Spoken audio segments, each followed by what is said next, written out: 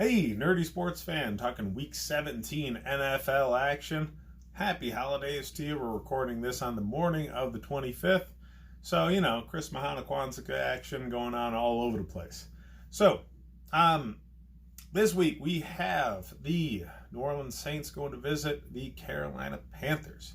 Now, the Panthers have successfully wasted two of the best seasons ever recorded by a running back.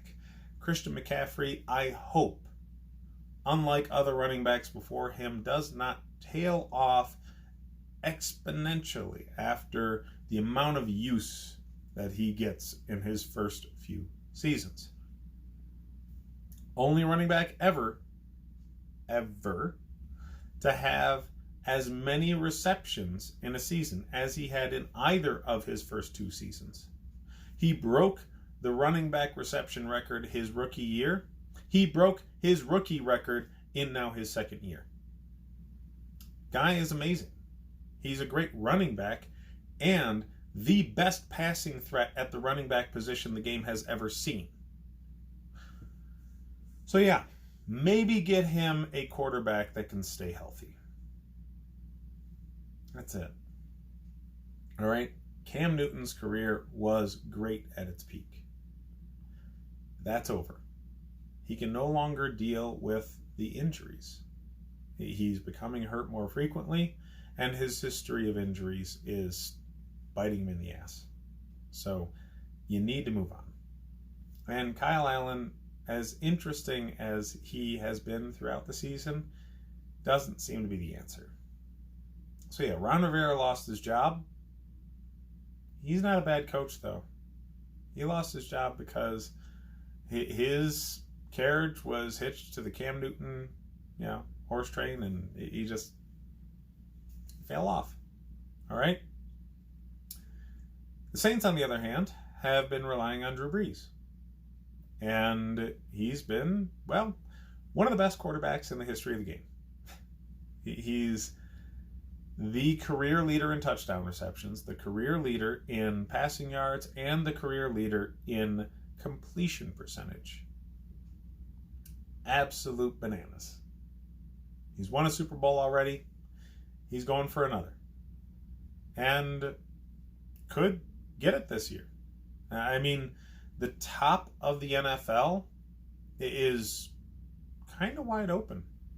There's 6 or 7 teams at the top. Any one of them can win. And the Saints are in that conversation. So this is going to be a horribly one-sided game. The Saints are still playing for playoff seeding. They could potentially lock up the number 1 spot if everything shakes out the way it's supposed to. So, man, they're going to go for broke in this game. And they're going to dominate a bad Panthers team. Panthers were pretty bad, and then they fired their coach, and they've been in utter disarray since. So I don't anticipate them to come even close to competition in this game. So it's a 13-point spread in favor of the Saints. I think it's a good line, but I would still put my money on the Saints to beat it. They're just overall a better team. Their defense is better. Their offense is better. Their special teams is better. Their quarterback is better. Their coaching is better. The only position that you can point to and say the Panthers are definitely better is the running back. And one man cannot beat the Saints. Just not going to happen. Okay? So I do think the Panthers are going to score a handful, but not much. It's going to be very easy for the Saints to just key in on Christian McCaffrey, take him away as much as they possibly can, and dare the Panthers to beat them any other way, because they simply cannot. All right, DJ Moore has been good this year, but he's not been beat out Marshawn Lattimore on a regular basis good. All right, he's young, and Lattimore is going to get the upper hand in that matchup more often than not. And who else do they have? Nobody. That's who. They have nobody else. The quarterback position has been inconsistent to the point where you can't point to any receiving threat outside of Christian McCaffrey and DJ Moore that is reasonably viable at all. So yeah, do you want to start Christian McCaffrey? Yes. DJ Moore is a risk play at best. Nobody else is useful at all on the Panthers roster. For the Saints, Cooks and Thomas are lock solid, need to start. Same with Drew Brees. And Alvin Kamara is coming on a bit more late in the season. Hopefully they really get him rolling and in a rhythm in this game to get some momentum for him going into the playoffs. I would anticipate that to be the case. I think that they've learned from watching other teams not to overload their running back, because they also lost Mark Ingram in the offseason leading up to this year.